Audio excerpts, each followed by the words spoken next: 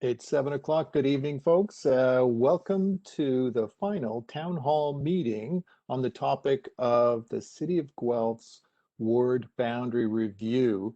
It's April 13th, and this is the consultation period is still open, but this is the last town hall meeting where you can get some questions answered and learn all about the project.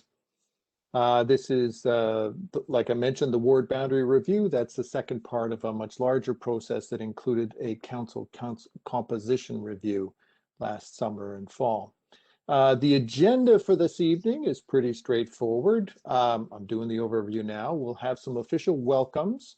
Then we'll have a series of presentations about the overview and the findings and the final four options that we're presenting to the public for consideration. And throughout the whole evening, if people have questions or comments, you just put them in the chat on Facebook or on WebEx. And we'll be collecting those up so that after the presentation, we'll have lots of questions to ask the panelists. And when that's done, we'll just open up the mic and have any further questions. So that any questions you have about this project or about the options, we'll try to answer them tonight. And then we'll have some next steps. The next slide, some guidelines for participation here. These are kind of assumptions that we make rather than rules. The assumptions are, and these are very hard won, these are very real, and we'll fight for them. The assumptions are that everyone has wisdom and that we need everyone's wisdom for the wisest results. That means that your insights are needed. It's very important for us to make sure that you understand as much of this project as you can, so that when we move on to, when you move on to providing your input, you'll know as much as you can about it, not just the what you think, but why you think what you think. Another assumption is that the whole is greater than just the sum of its parts. So we're not chasing any one idea down. We're looking at all the ideas. And when we get to the collecting those ideas and reviewing them and trying to understand what people's perspectives are, we're not taking any one perspective. We're trying to look at all of the perspectives. And it's the same with a meeting like this. There's no wrong answers. I'll be honest and say that an assumption of mine is that there's not right answers either. And that if we stop judging answers before we experience the wisdom behind them, then we'll actually have a really good meeting. With that in mind, nobody needs to argue, win, lose, and that's unnecessary this evening. We just want to understand each other. Any disrespectful or rude comments, they can't be shared in public anyway, so there's no point even making them. Most importantly, there's no dumb questions. No such thing as a dumb question. If you got a question or an uncertain, something you're not certain about, ask away, because it's guaranteed somebody has the same uncertainty and will appreciate that you asked that question. Next slide, please.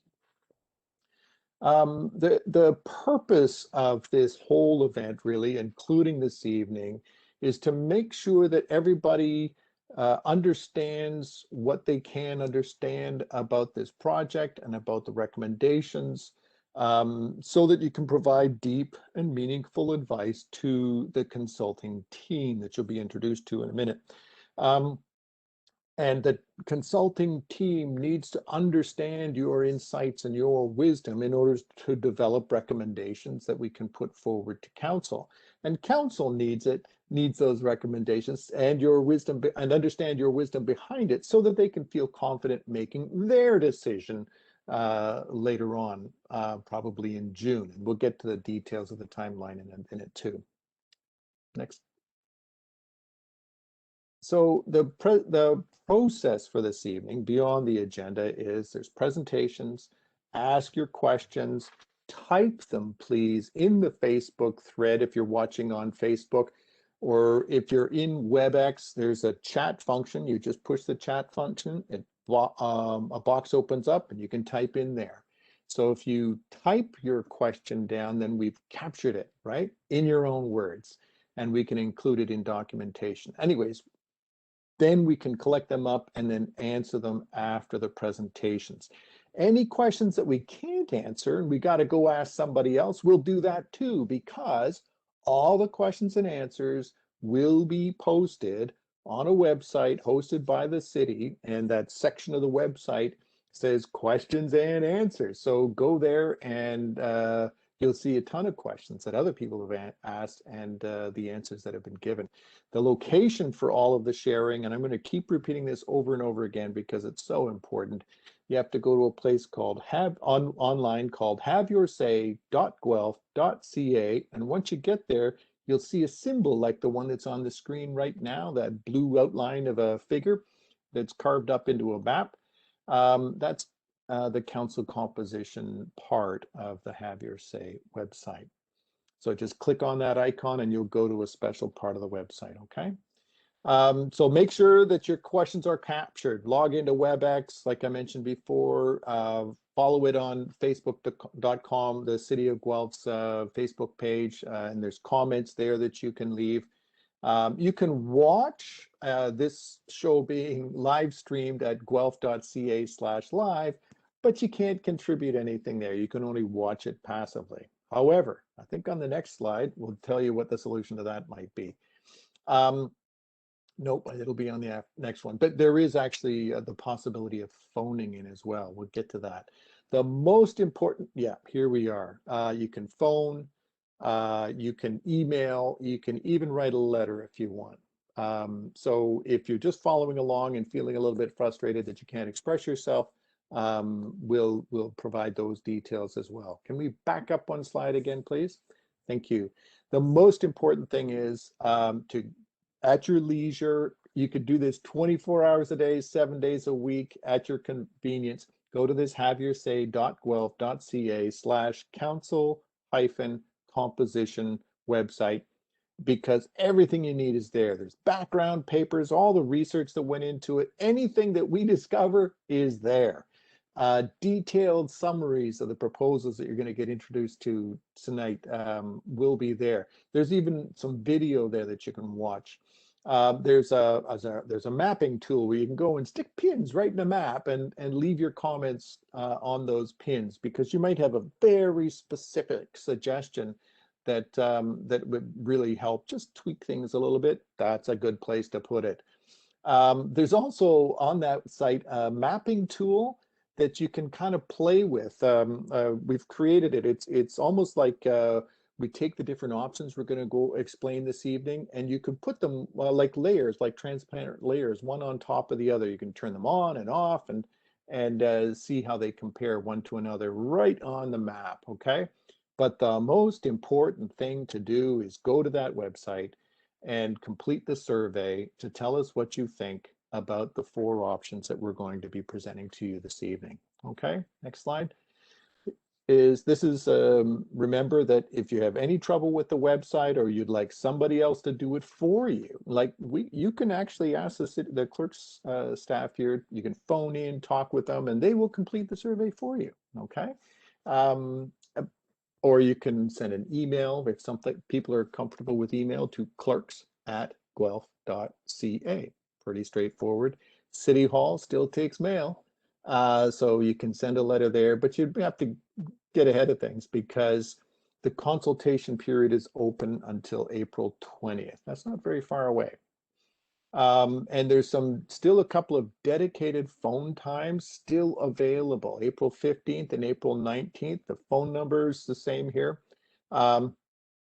And you'll talk to a real person who's sitting there waiting for you to call, okay? So this is particularly convenient for some folks who are more comfortable on the phone. Once again, this information is also all on that website. Okay, next slide.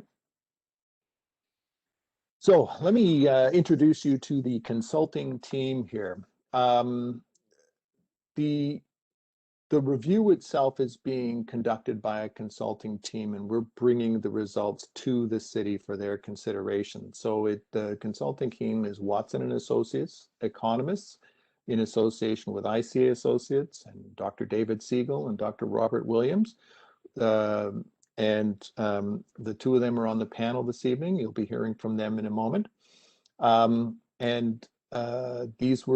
The whole team was retained by the city of Guelph way back in January to do a council composition and employment status review and the ward boundary review. And as you know, everything got slowed down last March, but that got kickstarted again just maybe a couple of months late. So that first piece is done, and the second piece, the ward boundary review, we're coming to the end of the public consultation phase. Okay, next slide. So the team, want to introduce you to Eric Carvenen. You'll be hearing from him in part of the presentation. He's a planning and land economics consultant. He's a manager at Watson and Associates. He's done a lot of ward boundary reviews all across Ontario, and he brings particular expertise in demographic analysis, growth forecasting, data modeling. So for example, when we get into designing possible ward configurations, Eric is trying to figure out how many people are in that configuration. So you're going to see charts and graphs here that show that kind of expertise. Okay, next slide. Also on the team is Robert Williams. I always call him Bob, and he seems to be good with that. He's a professor emeritus from the political science at the University of Waterloo.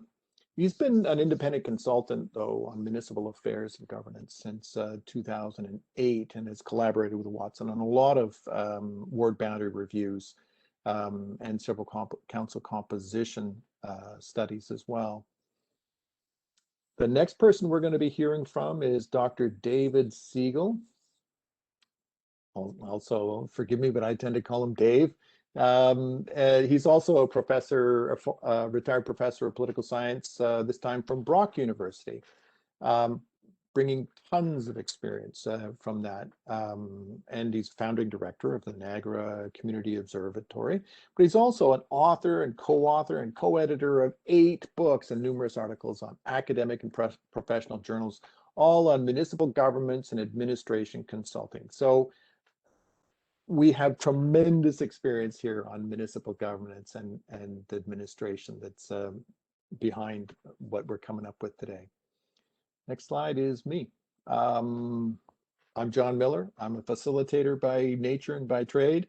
I've been working for 25 years as a facilitator and trainer of facilitators. I design and lead participatory processes.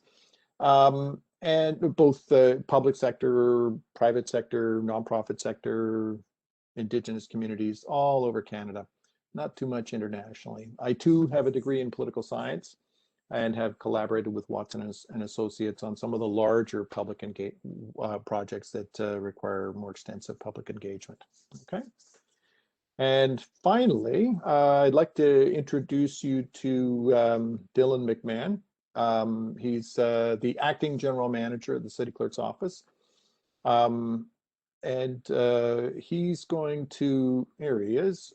He's also a grad of political science. He's been at the city for 9 years. So he's got tons of experience in managing this and has been kind of managing this project from the city side from the beginning. So deeply immersed in this topic and deeply supportive of this topic and keen to see it move forward. So I'm going to hand it over now to Dylan to provide us with the official greetings. Please. Thanks for the introduction, John, and thanks everybody for attending tonight. This is the final town hall we have for the ward boundary review. And it's the end of a pretty sort of long journey, I guess, we've had with the public. We started this from a public facing perspective last August. We've had 4 rounds of engagement. We've had several town halls. We've engaged with tens of thousands of people, whether it's because they participated in a town hall, filled out surveys online, asked questions, given us a call. It's been a pleasure, really, and a privilege to have so many members of the community engaged on this work from start to finish. And we're not quite done yet. We're getting close, but there's a week left to go online, to fill out the survey, ask all of your difficult questions tonight while we've got our panelists here live. And like John said, we're going to do our best to get all the information we can to people before the engagement closes on April 20th. So we're going to talk about that date a lot. April 20th, make sure you've got your survey filled out, you've asked your questions, you've got your answers.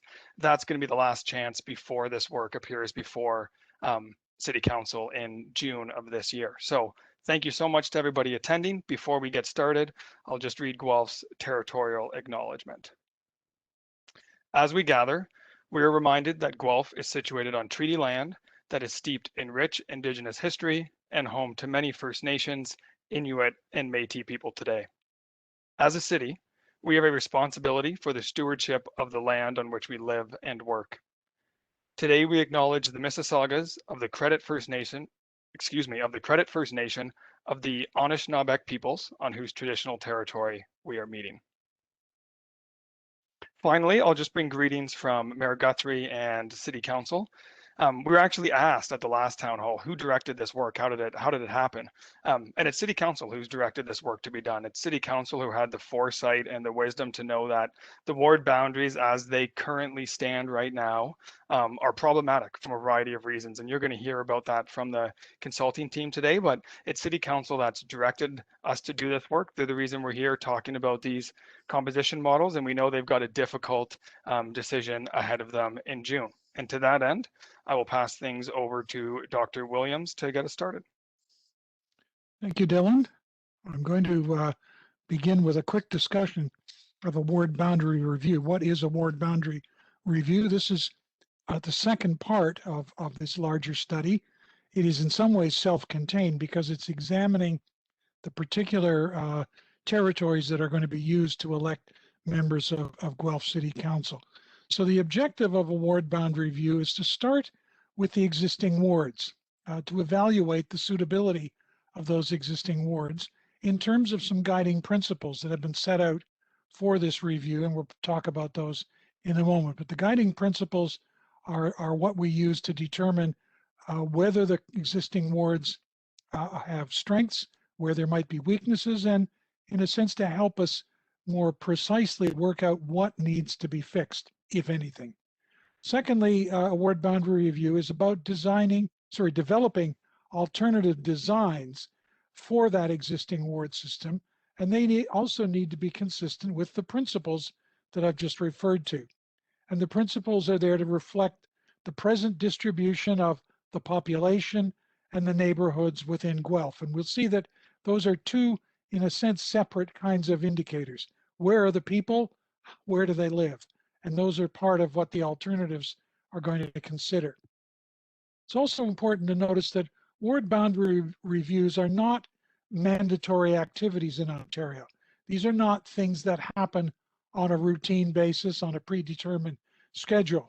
And for that reason, that's one of the reasons why ward boundaries in Guelph have remained largely unchanged since 1991 when they were first created. There is no obligation to do that. In the passage of 30 years, though, it's really a question of whether that arrangement is still suitable, and that's where we go back to that first bullet. Do the existing wards meet the expectations of a good electoral system? I have already mentioned guiding principles. Some of these get developed in more fully as we discuss the alternatives, but very quickly, the summary here is where we would start. There are four key, what we call operational principles, much more specific kinds of things. The first one, representation by population, the one that is probably the first point of reference for most people, rep by pop. Population parity, the ward should be roughly equal in population size. The second principle talks about projected growth patterns. So not only are we looking at what the wards might look like for the 2022 election, the next municipal election, but we're being asked to consider whether there are changes that could be accommodated in an alternative ward system, because we know growth will happen and we know growth will not happen uniformly across the city. So part of our goal is to look at how that growth pattern might have an impact on representation. The third principle talks about communities of interest. What areas do we join together? What areas can we separate, because there are probably more communities than there are wards? So some of them will have to be divided from one another. The goal here is to understand a little bit about how people live in the city. So this is partly about demographic information. It's partly about housing stock. It's partly about the density of population, but also about how people see their city and the neighborhood they live in. We try then to keep that in mind as we develop boundaries. And then the fourth one, we want to look at natural boundaries and geographic features. Best way to think about this is to say we don't just draw ward boundary lines on a map with no regard to what's actually on the ground, if you will. We want to use boundaries. Some of those are natural in the sense of the rivers. Others are human artifacts like major roadways, but they are clearly markers that divide the communities that we've just talked about. And to the extent that we can use those, understanding wards and the ward system is a lot easier. So we want to consider those. So those are four, as I said, operational things that are fairly easy to observe and measure. But together, those principles contribute to something we would call effective representation. And that effective representation is an overriding principle. And we will talk a little bit more about that later on. But the idea is that the four principles listed above are blended together to achieve effective representation. And the test of how well they work is whether they can meet that effective representation. So that overrides many of the specifics. So the last bullet is reminding us that those separate principles may conflict with one another. It may be that there are certain neighborhoods that are larger than we might want in a particular ward, but if we can't divide them, then we need to perhaps say, well, we can live with a slightly higher population over here or a slightly lower one over there. The principles then are not necessarily all going to be successfully implemented in every design. So the strict application may not be possible, but if you will, the balancing is got to be in such a way that it contributes to effective representation. So the next slide is a quick view of the current system in Guelph. It is a standard structure in the sense that every municipality in Ontario has the office of mayor, and that position is always filled in an at-large election, that is across the entire municipality. The members of council, and there are 12 of them, are elected in subsets of the municipality called wards. And in Guelph's case, the combination is those 12 councillors are elected in 6 wards, therefore 2 councillors per ward. Other municipalities will elect their councillors in single-member wards, but Guelph uses 2-member wards. And this particular map captures an arrangement that was made back in 1991 when wards were first reintroduced to Guelph after having all members of council elected at large. Now there were a few slight variations, but the basic structure on that map is the one that Guelph has been using since 1991. One of the outcomes of the growth that has happened since then, of course, is that there is now a significant population imbalance in the wards. The growth did not happen everywhere at the same rate. So some of the wards are now larger, and others that remain stable end up on the lower side of the scale, if you will. The other point to notice, and this is part of our premise, is that there will be further growth over the next 10 years, and the current Ward 1 and Ward 6 are likely to see the bulk of that, not all of it, but the bulk of that growth. So we've got a situation where 2 of the larger wards are going to get even bigger. This is, again, part of our mandate. So, as I said a few moments ago, this is a 2-phased process.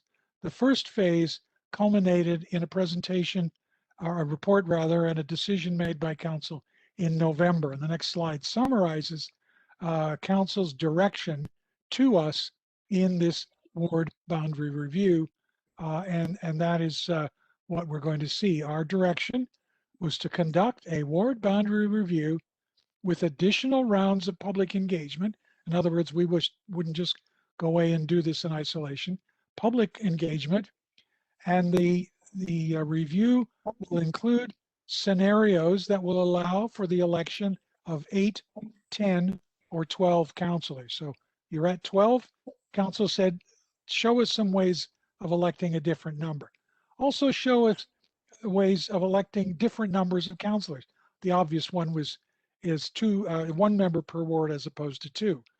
But that was also what we were asked to look at. And then at the culmination of that, to provide a recommendation on the employment status of councillors. And that phrase, again, coming out of the first part of the review, is whether city councillors in Guelph should be considered full-time or part-time officials. The dollar amount, if it were converted from part-time to full-time, is not our consideration, but the question is, would Guelph be better served by having councillors who work full-time? I'm going to pick up on the first bullet on this slide and the next one before I hand over.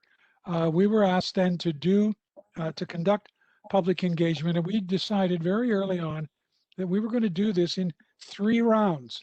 So back in January, we held the first round of the ward boundary review, where we asked students, my old life, residents, to assess the strengths and weaknesses of the current ward structure. What works? What doesn't work? What do you like about it? What would you like to see changed? And then also to rank the design principles. Which of these 4 principles that we talked about earlier should be given the greatest priority? That information we took away and came back in a second round with a range of preliminary alternatives. Don't forget, as we said a moment ago, that we're asked to look at ways of electing 8, 10, 12 councillors, different scenarios. So we took the information about priority and the principles and came back with a very large range of alternatives and asked the community to tell us what they liked about those specific ones. So that was February to March. Here we are in round 3 in April. And we're going to attempt to gather a final input from the community on 4 options. We are considering these final options. We've reduced it from 13 to 4, and we want to use the feedback we collect now to help determine the final recommendations we submit to City Council. I'm going to turn things over to David Siegel here.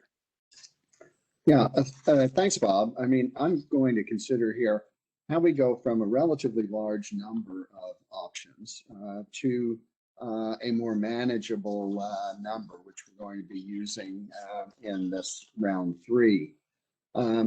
As Bob said, we were asked to imagine what would happen with 8, 10, or 12 councillors and different electoral structures for those 8, 10, or 12 councillors. So we looked at the preliminary options, and we used those guiding principles that Bob was talking about. And it was very important that we are a neutral third party in this. We're applying those principles in helping Guelph to make its decisions.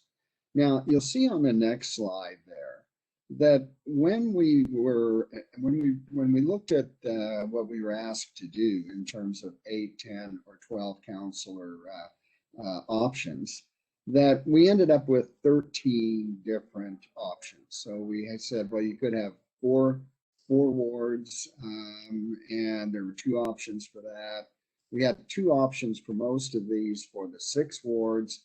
We had 3 options, and that ended up with 13 different options. And what we knew and what you told us was that that's a pretty overwhelming number of options to work with, that if we were going to do something more reasonable, we need to look at these 13 options, but we need to narrow them down to some reasonable number.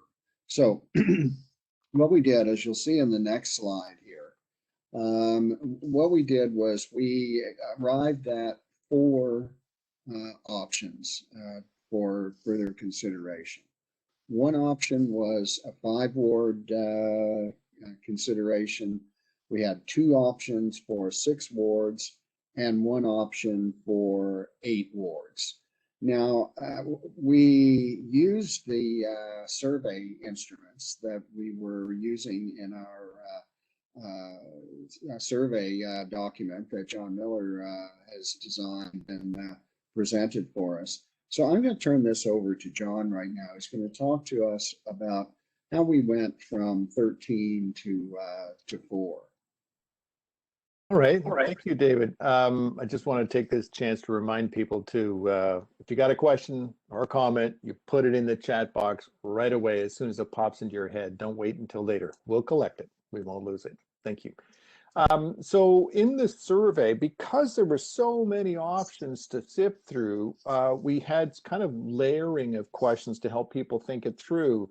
So which ones would you take off the table and remove from consideration? Which ones would you say, you know, let's keep looking at those options, and then ask people, if you only had one to choose from, which would it be? So the remove from consideration are these very long orange boxes, or they look orange on my screen. And the support, you know, you're not totally against them. You'd support these. That's what appears on my screen to be the shorter green bars. And then the preferred option is in that line that you can see that's drawn across all of them. And you can see this wonderful kind of distribution across the whole screen.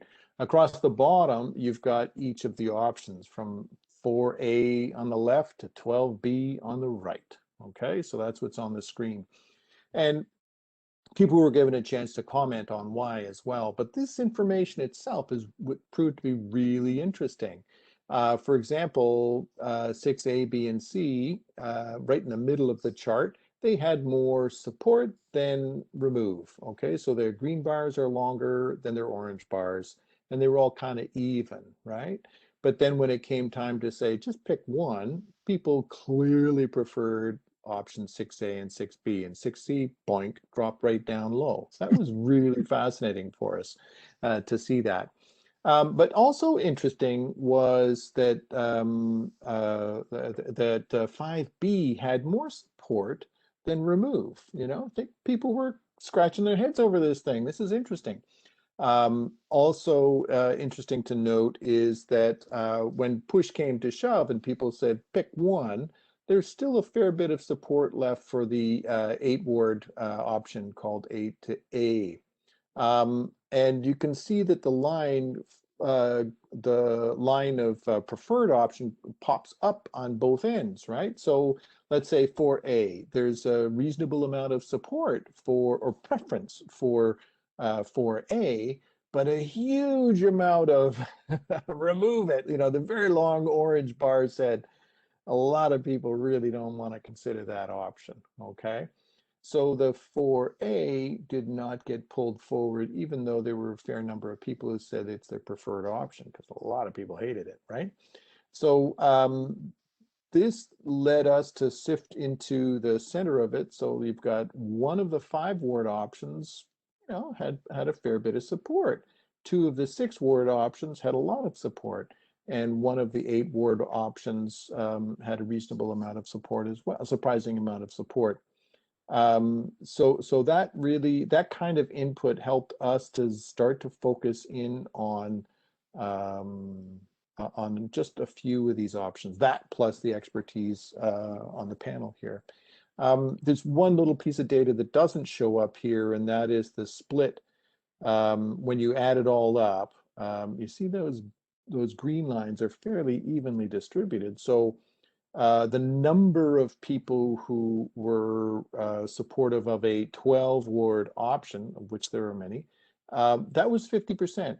But then the other 50% wanted smaller wards, but that gets distributed across all of these other options here. So that's how we started to sift and sort things. Did that answer your question, Dave? Yes, John, that was great. That gets us from the 13, which was not quite manageable, down to the 4, which is much more manageable. And it really emphasizes the importance of the public involvement here that really helped us think things through.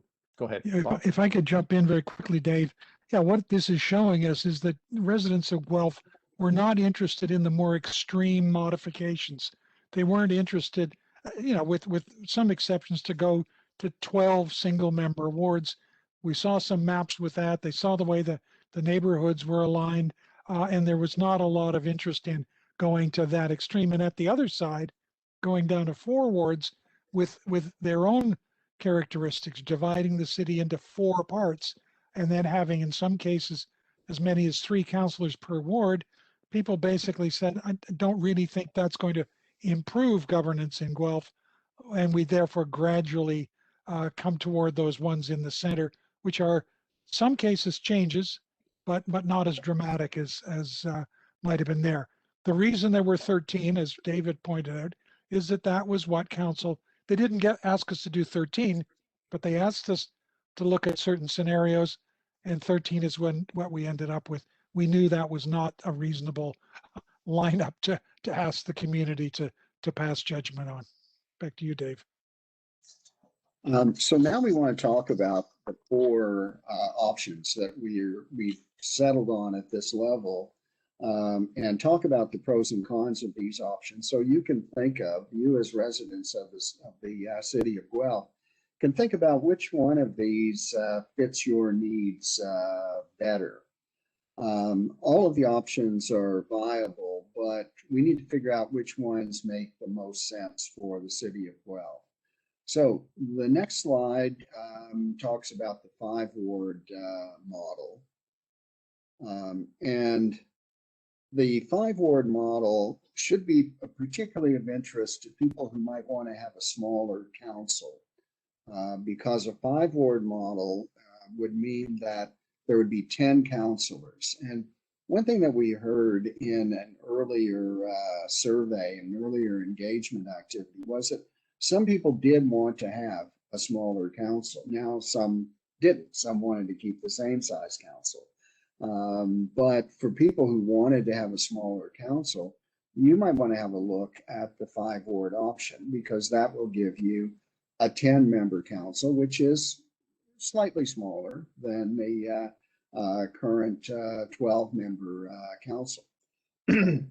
So the next slide looks at the map that we drew based on 5 wards. And we did this with regard to the equality of population, parity in population. And you can see on the table there that we are pretty close to parity in these wards. And not just, you see, you've got a figure there for the next election, the current, where we are currently, 2021. But we also project this out to 2031, because we also want to be reasonable. We want to preserve that parity out in the next 2 elections after the immediate one that's coming up. So the 5-ward option means that there are 10 councillors. It gives us pretty good population parity. And we were also able to make these dividing lines fairly clear, so that the rivers are the major north-south boundary, major dividing line between the north-south. So that's the 5-ward option. The next option we looked at is option 6.1. And 6.1 is very much similar to the status quo. And you can see on the next slide, you'll see the wards, the ward configuration. And this looks quite similar to the existing ward boundaries. Now, we did make some changes based on population parity. So there are changes in the south, for example. There are changes in the northwest.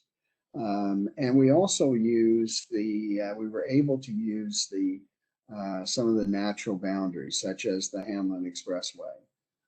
as the boundary and the rivers as the boundaries.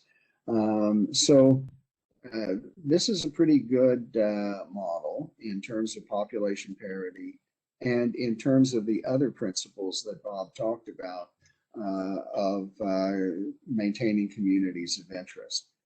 If you like the status quo and you don't see any great crying reason to change the status quo, then this is probably the option that you want to go with. As I say, it does change the status quo somewhat. It improves the status quo by better population parity and so forth. But you can see those ward configurations are quite similar to what we have now. So those are the first two of the four. I'm going to turn this over to Bob to talk about the last two options that we considered.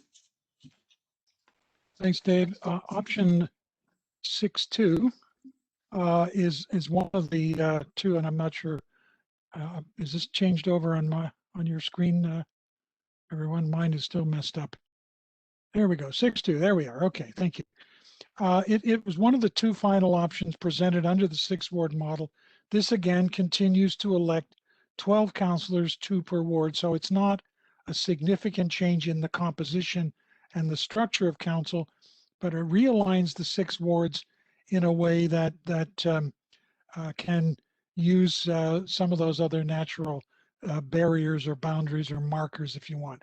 The difference here is that the 2 southern wards, and it's still a pattern like the present one, where there are in effect 4 wards across the north, with the Ward 1 dropping down and 2 in the south. But Victoria Road becomes the line, and we've got then a couple of wards down to the south of that. The population parity in this scenario is really quite good.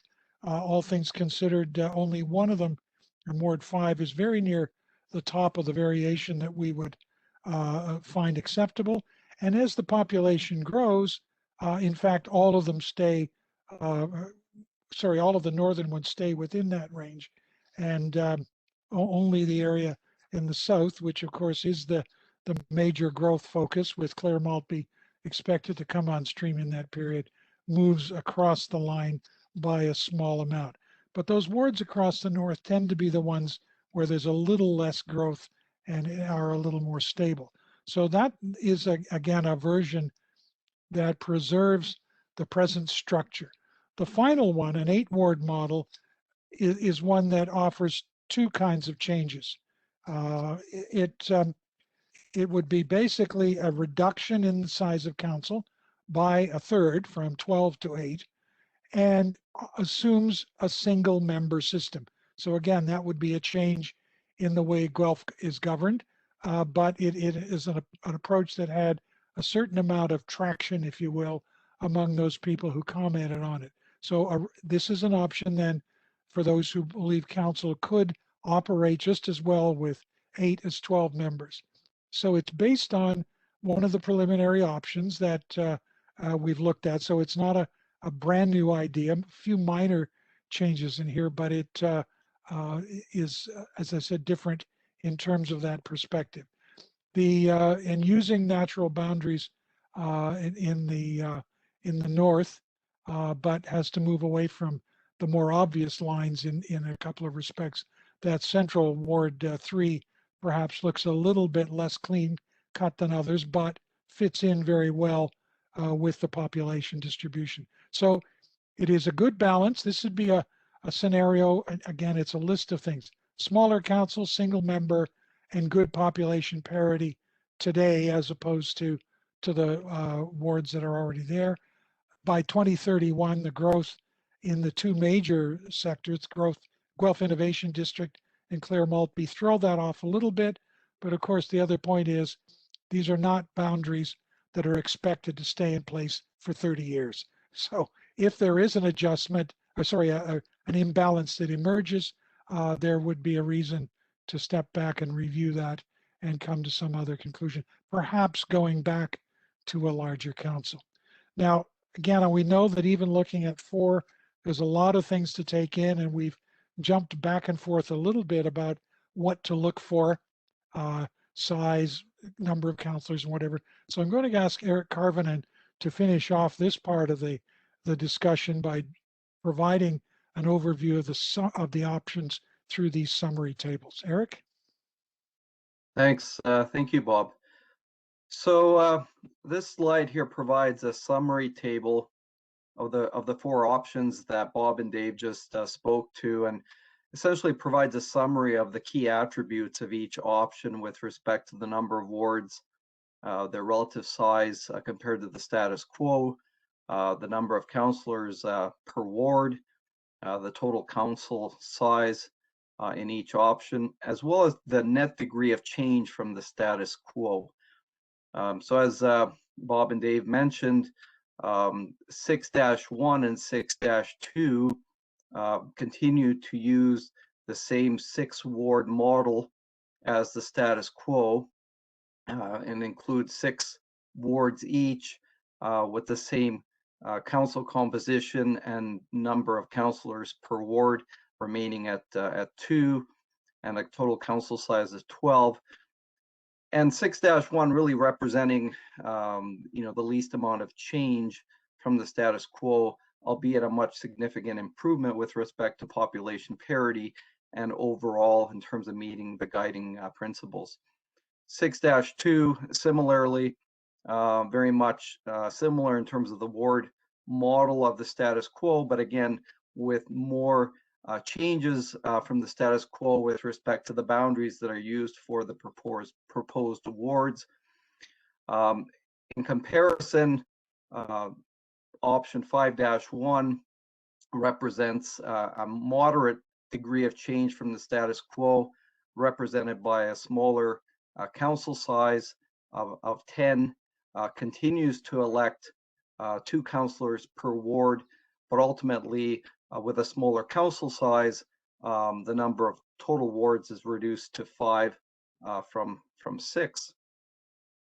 And then option 8-1 would represent the most significant change from the status quo, moving from 2 councillors per ward to single member wards, represented by a notably smaller council with 8 members and 8 wards in total. And so effectively quite different with respect to how 8-1 compares to the status quo. I must reiterate that all 4 options are considered favorable, much stronger overall with respect to meeting the guiding principles, including effective representation, than the status quo, and all 4 are considered defensible. I now turn that back to John to discuss next steps. Yeah, thank you, Eric, Bob, and Dave. As mentioned at the outset, we are in the 3rd round of public engagement on the topic of ward boundaries. Back in January, we went to people and asked, how would you rank the relative importance of these guiding principles in order to sort of put some outer boundaries around the examination that was underway. And then we came back and said in round 2, here's 13 options. What do you think about those? And then the 3rd round now is the preferred option. So based upon the input of the 1st and 2nd round, we were able to come up with these 4 options. And if we can get some input from people around those 4 options, it will help us to report to council. And that report to council, it could have all 4 options, or maybe in consulting with people in public, they say, oh, we've got these great ideas, maybe some final tweaks and polishing bits that can be polished up. There's still room to change these 4 options is what I'm saying. But what we report to council then is we're providing input to council for them to make their decision with some confidence and to be fully informed. And when they make their decision, it takes the form of a bylaw. So they would pass a bylaw perhaps in June that says, here's the way we need to configure our council and our wards. But it is their choice, and we are helping to inform their choice. We as a consulting team are trying to help inform their choice, okay? Next slide. So what can you do? We've given you these this overview verbally and visually. If you essentially all four of these options are good options. They're all defensible. You know, it's really they would be improvements that people could take to a tribunal and defend, right? So the real question is, what makes the most sense for the city of Guelph, for the people of Guelph, right? Since all of these options have their own benefits and their drawbacks, which trade-offs make the most sense? So your next steps in the public is to learn as much as you can, ask lots of questions, share your insights and preferences on that website, and tell other people about it, okay? It's not only up to you. Talk to your neighbors and your friends and your family and say, go to this website called haveyoursay.guelph.ca. Find the council composition engagement process right there. Just click on it, and then you'll be in an environment there where you can take a look at all these ward options. Don't have to just trust what your memory has from this evening, but you can go and look at the maps right there. The maps are presented in 3 different ways. 1 in a background report, 2 in these different data layers tool that's right immediately evident on that website that you can turn them on and off and compare one to another. And 3rd, there's the mapping tool called Places, where you can go in and stick pins of specific suggestions right on the maps if you wish. You can read the questions and answers section to learn more about what other people have been saying. And so you can learn as much as you want, take as much time as you want learning, okay? Next page is about having your say, share your thoughts. So there is a survey on that website where once you've informed yourself as best you can, you take this survey. It's a very simple one. What's your preferred option and why? And what do you not like about the other 3 options?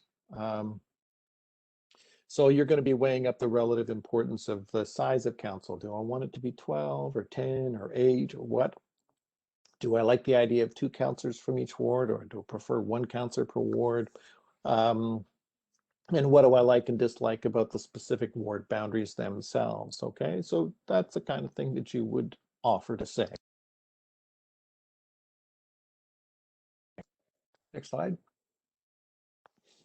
But right now is a really good time to ask even more questions. You can type them on the website, sure, but right now you can type them in the chat box in Facebook or on WebEx, and where we can capture them and put them back to the panelists here, and we can ask more.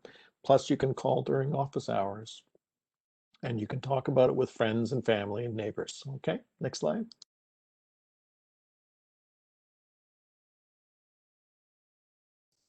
Like I said, you can share this stuff. You can share that link with your family and friends and neighbors and invite them to come and have their say as well. And there's still 2 more phone-in times. So on Thursday and on next Monday. So on Thursday in the evening, Dylan, who you've already met, he's here. He'll be available. The phone number is 519-822-1260, and that's extension 2811. Also on Monday from 2 to 3 in the afternoon, Lindsay will be there. Same phone number, 519-822-1260, but extension 2440, okay? You can also send an email to clerks@guelph.ca, super easy. For example, if you're uncomfortable filling in a survey online, then you phone Lindsay and Dylan at those different times, and they'll help they'll fill in the information right there. Okay, so we've done everything that we can to capture your insights, even though we can't have face-to-face meetings these days. Next slide. Now it is time to answer the questions, okay? We have had a few questions come in on Facebook and on the WebEx chat. And so I'll be reading these questions out loud to the panelists and inviting them to weigh in with their answers. And those answers, they're being recorded live right now. So those answers will be added to the website as well as the questions, okay? So are there any other pieces of information we need to know before we go straight to the questions? We kind of covered everything. All right, then Helen asks, can you highlight for me the average number of voters per ward in the existing system versus the proposed options? Is there any kind of side-by-side comparison of the average number of voters per ward? Any way to speak to that? I'm guessing maybe Eric would be the person who'd have that information top of mind. Is that correct? Yeah, it's probably a good one to a question to direct me to. So I guess the short answer is I don't have a voter metrics available either by existing ward or proposed ward based on the options. All the work that we've done in this study looks basically at population metrics and estimates of current population by ward. And those metrics have been reported in our preliminary options report, which is posted online, as well as now with respect to the final options and the population tables that were provided in the mapping and the documents that are available online that provide detailed descriptions of the final four options. So I don't know if that answers the question, but essentially the focus was on population, not voters.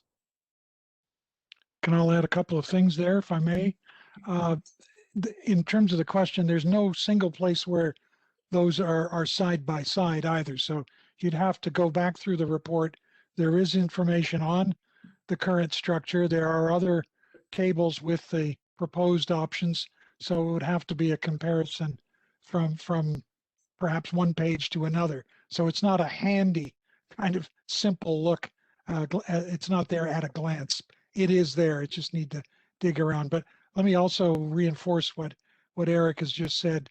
The ward boundary review process is attempting to look at population, not electors, because many people who live in Guelph are not electors.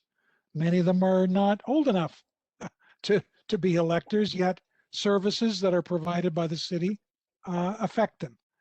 There are others who are part of the city who don't qualify as an elector. So, and the basic practice at the national and provincial level is to base electoral redistribution on population, not electors. That's important too. Just last thought, if we're looking into the future, the idea of trying to estimate the number of electors over the next 10 years is virtually impossible. Population, we can build models around, and that's what Eric and his associates are able to do. To do that for electors is really very complicated and really not the approach to take anyway. Okay. Dave, did you want to add something to that? No, I think that's an important consideration. We are dealing with apples and oranges to a certain extent here. I mean, there's a difference between electors and population, and it's not that easy to reconcile those things. So that's a difficulty that we have in trying to do this. Mm-hmm. So the bottom line is it's harder to count the number of voters or electors than it is to count the population. And in terms of democratic principles, representation by population seems to be what we're looking for, isn't it? Okay. So another question is, why don't we try to forecast population longer than 10 years? It's kind of an inside out or backwards question, but why 10 years and not longer than 10 years? I'll start with Dave. Oh, I think that's one, I think Eric can do a better job. Oh, on okay, that. okay. All right, Eric. Why 10 years and not Sure, longer than 10 years? no problem. I'm happy to start the conversation. It's not that we can't do growth projections over a longer period of time. That happens frequently for other studies, whether it be for planning purposes or other provincial planning documents like the growth plan going out 30 years, for example, to 2051 is actually the standard practice. The difference here is that the terms of reference, for one, identified a need to look at growth and population growth and trends over a period of time that would allow for population parity by ward to be assessed over 3 municipal elections, and that essentially takes us through a 10-year time horizon through 2030. And so we have focused on a decade of growth.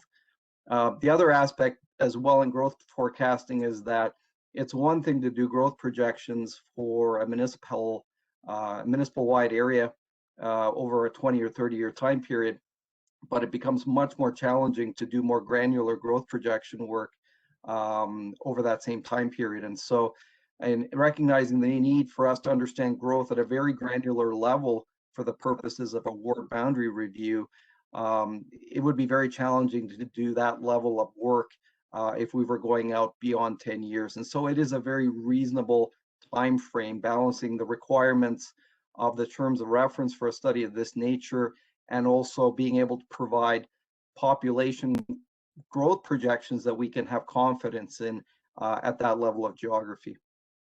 Can I add a couple of more political elements to that too?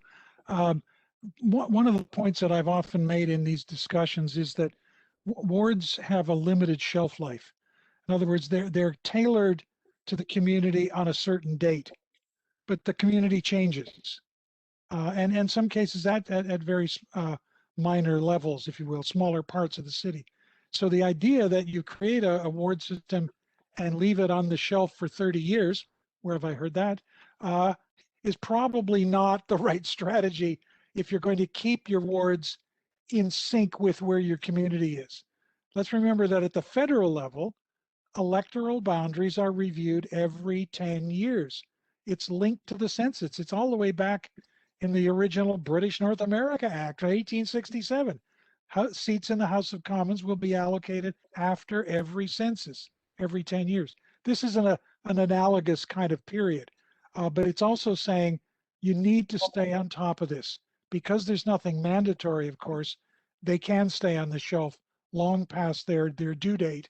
And this is a way of nudging it along and thinking maybe we should reconsider doing this sooner than every 30 years. And that's an implicit part of what we would, I think, be part of the lesson here, that if you want to stay in tune with your community, you need to do this more often. Not a huge study. You may do it and decide, okay, things are fine. We can leave it. But at least you've got a kind of a benchmark. You've said, we've looked at it, we're happy with it, we can move on. Okay, thank you very much. Another question here, when will the final report be available for the public to review? I think I can answer that one, John. I'll pull up a calendar to make sure I get it right. I will explain that there's 2 council meetings planned for this project. So the first meeting's on June 21st. That's where we're going to have the team from Watson present to City Council, present the options. We'll have public delegations at that meeting.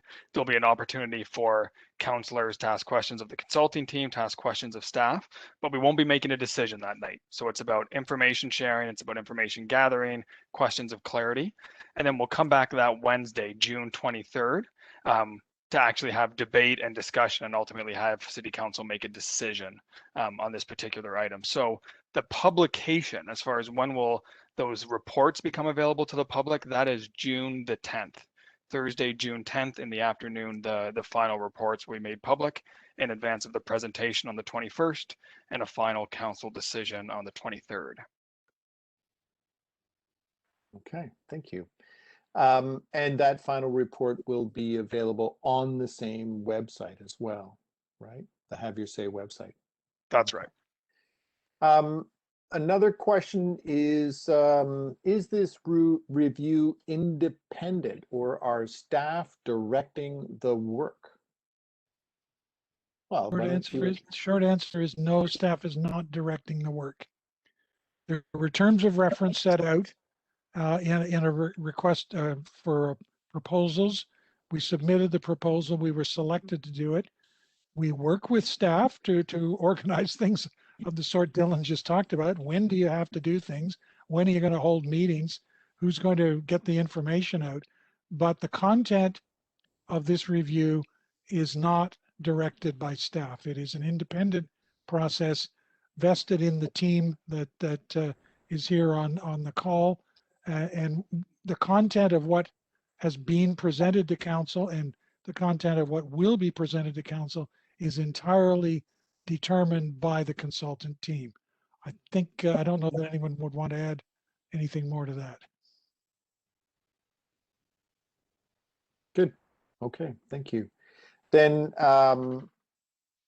another question was, common question here, in your opinion, which of the four options has the best population equality, or parity is the other word? Which of those four options has the best population equality? Well, as we presented those four options, there was a table that we presented with each one. And I can't remember off the top of my head what was happening there with those tables. But I think in order to, I would recommend that you go and have a look at those four options and have a look at those tables, because it's not a simple, straightforward answer. For one thing, there's one answer for 2021, and then there's a slightly different answer for 2031. And both of those answers should play into making your final decision. We did not propose an option that did not meet the basic idea of effective representation. So I think it's a matter of looking at your ward, looking at where you live on those maps, and determining, does this ward boundary meet my needs for the city? Am I in a grouping with a group of like-minded people? And so there's so many moving parts on this that I can't give that kind of advice. And I would jump in on that too, to remind the questioner that there are four principles, not just population, or there are other principles beyond population. And as we suggested earlier, sometimes meeting one it compromises another. And so you've got to look at, as Dave just suggested, look at the map. If the population number looks great, what are the other neighborhoods that are in the ward with you? Is the line in a place that makes sense to you? And conversely, if you see yourself as being associated with a certain cluster of neighborhoods, it may be that the population number is a little on the high side. It might be on the low side, but it's about a system that captures the community. And if that's your priority, fine, we're going to put it in the mix, but it might end up being seen a little bit differently if that's your primary focus. It's not right or wrong. It's just that the system has these different dimensions, and our exercise is to try to put them all together in a way that makes sense. Okay, thank you. Just for myself, for the listeners here, when you are looking at those tables that you're referring to, how do you know when the population of a ward is in the green, good, or in the red, bad? What I see numbers like 1.09, 1.30, 0.93. What do those numbers tell the reader? And I'll respond to that. And again, this is spelled out in the bigger reports. Yes. Our target in an ideal world would be to have every ward what's called here the average. I like to call it the optimal size, the best size, and that's that middle range. We'd love to have every ward within 5% above or below that. Not always possible. So in that chart, all those charts, if something was at 1.00, it would be exactly at that average. 1.4 would be just above it. 0.95 would just be below it. So the point whatever is how far away you move from that average size. Every ward in our scenario should be less than 25, should be lower than 1.25 and lower and not and higher than 0.75 around that number one. So again, it's never going to be perfect. Cities are not built that way. But our goal is to bring them within that range, and the closer to one, the better. Yeah, Okay. and one of the challenges we have in this kind of an exercise is that, the city's expected to see fairly strong population growth over the next decade, about 18% growth. And much of that will be in certain locations, including the south end, as well as the downtown and other areas of intensification, as well as the Guelph Innovation District. So one of the challenges in achieving population parity is that on one hand, you might be able to achieve that parity and that optimal balance in 2021, but it's very difficult to maintain that same parity through that entire 10-year period. So for example, if you look at option 6-2, it does a very good job at achieving population parity in 2021, but that parity erodes by 2031. And in option 6-1, the inverse is true. So the population parity is a little bit less favorable in 2021, but it actually improves by 2031. So part of the discussion in evaluating these options is where do you want to put your sort of priorities, if you will, when it comes to population parity? Is the focus more of wanting to achieve optimal parity or balance in 2021 or in the current year, or is it more important to sort of plan for the future, if you will, and have the wards get into better balance over time? And so that's obviously not for us to say, but obviously a discussion point. And if I may, one last point, the scenario that Eric is describing is really, do you grow into parity or do you grow out of parity? So if you're targeting 2022 election for parity, then inevitably you're going to move away from it over the next two elections. It's possible also to say, we know we're going to get there. We may not get there right away. So let's aim for to grow into the parity, and maybe that's as early as 2026, but at the latest 2030. And it'll have a different impact on the way people are represented in the meantime. It'll have an impact on the kind of role that a councillor might have to play. If it's an area where there's a huge amount of growth coming, that councillor may have a different kind of obligations than one who is in a ward that's relatively stable. Again, we don't know the answers to those, but those are part of the considerations that you would want to weigh up in thinking about these four scenarios that we've provided here. Okay, thank you. And maybe, John, sorry, just very quickly, I think it's just worth remembering or pointing out for people, and Eric, you can confirm this, but we can talk about the parity in these four options. At the end of the day, they're all better than the status quo. Yeah. They all present better options than the status quo, whether you're talking about parity now or parity in 10 years. And that's sort of, I think, just worth remembering when you're looking at these options as well. Mm-hmm. Correct. All right, thank you. That's all the questions that I have harvested from folks so far this evening. If other questions occur to people later on, they can email, they can phone, they can put the question directly on the website. So don't be frustrated that your question is not captured, please. Ask them away.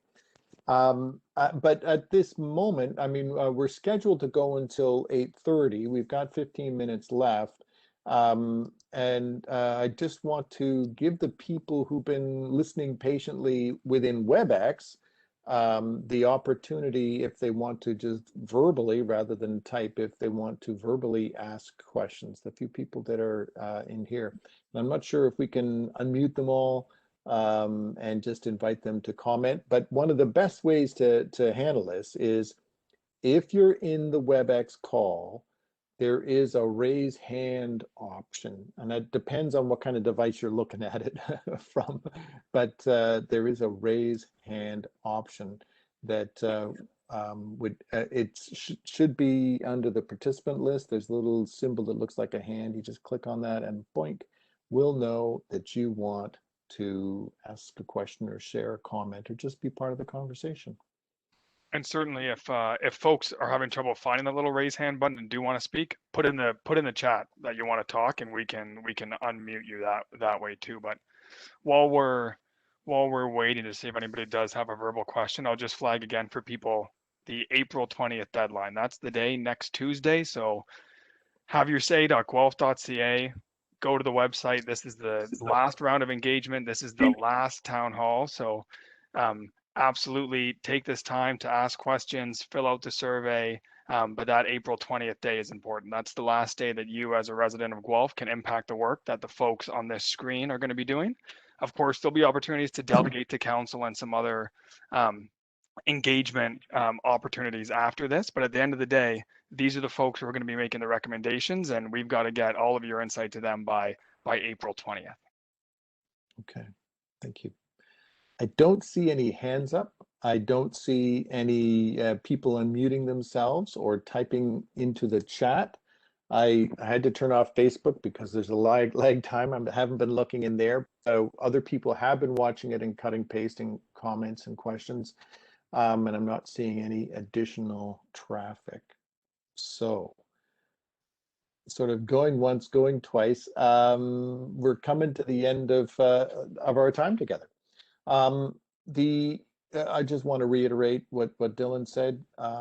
Tell your friends, tell your neighbors, tell the rest of your family, get over there to the haveyoursay.guelph.ca website, find that that giant button that says council composition, click on that, get in there, read as much as you can, and then answer the survey, please. It's short, it's sweet, it helps if you've informed yourself first. Because what we're looking at here are the ward boundaries, and those are affected by some of your other assumptions as well. So other than that, let me say thank you very much, everyone, for your indulgence and for your patience and your listening and your learning. I hope this has been effective for you and add some color to the long list of documents that you can read for yourself on that website. So thank you very much. And thanks to all the panelists here, Dave and Bob and Eric and Dylan, and for being available, continuing to be available, and for answering all of these questions. So with that, let me say thank you to the people who are listening, and have yourself a nice night. Have a good night. Good night.